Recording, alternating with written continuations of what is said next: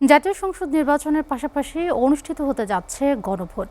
নির্বাচন কমিশন জানিয়েছে, একই দিনে জাতীয় নির্বাচনের ভোট গ্রহণের সঙ্গে সঙ্গে গণভোটেও ভোট দেবেন ভোটাররা। আরও খবর জানাতে কুড়িগ্রাম থেকে সরাসরি যুক্ত হচ্ছেন সহকর্মী জাহিদুল ইসলাম জাহিদ। জাহিদ, গণভোট নিয়ে কুড়িগ্রামের মানুষ আসলে কতটুকু জানেন, তারা কি বলছেন, আমাদের বিস্তারিত জানাবেন।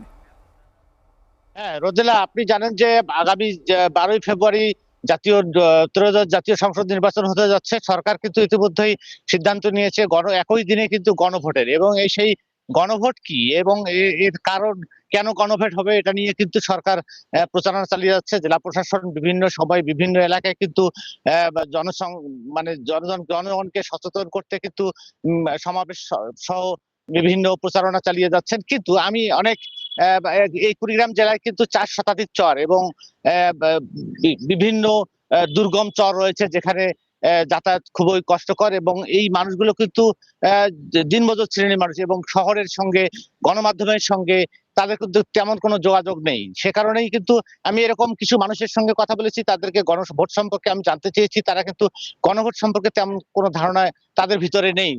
হা বা না, শুধু এতটুকুই জানে যে একটা হা বা না ভোট দিতে হবে, এমনটাই তারা বলছিলেন। কিন্তু এটা কেন দিতে হবে, হা কেন দিতে হবে বা না কেন দিতে হবে, এই সম্পর্কে তাদের তেমন কোনো ধারণাই নেই। এই এমনটাই বলছিলেন। আমি এই বিষয়ে আমি সচেতন মানুষের সঙ্গে কথা বলেছি। তারা বলেছেন যে বিগত সময়ে যে হানা ভোটের আগে যেরকম ভাবে গণমাধ্যমে বিভিন্ন প্রচার পোস্টার, লিফলেট বিতরণ এবং বিভিন্ন বৈঠকের মাধ্যমে মানুষকে সচেতন করে তোলা হয়, কিন্তু এবারে সেই সুযোগটা তেমনটি হয়নি। এবং অল্প সময়ের মধ্যে জেলা প্রশাসন যেভাবে বিভিন্ন জায়গায় প্রচারণা চালিয়ে যাচ্ছেন, সেখানে অংশগ্রহণ করতেছেন মানুষকে সচেতন করার লক্ষ্যে, সেটা কিন্তু যে পরিমাণ প্রচার দরকার তার তুলনায় কিন্তু অপ্রতুল। অর্থাৎ যতগুলো সাধারণ মানুষ বলছে যে যতগুলো কেন্দ্র রয়েছে প্রতিটি কেন্দ্রেই কিন্তু সাধারণ মানুষকে যদি আনুষ্ঠানিকভাবে এই তথ্য মন্ত্রণালয়ের ভিডিও চিত্রের মাধ্যমে যদি মানুষকে জানানো যেত, তাহলে কিন্তু গণভোট সম্পর্কে অনেকটা ধারণা পোষণ করতো।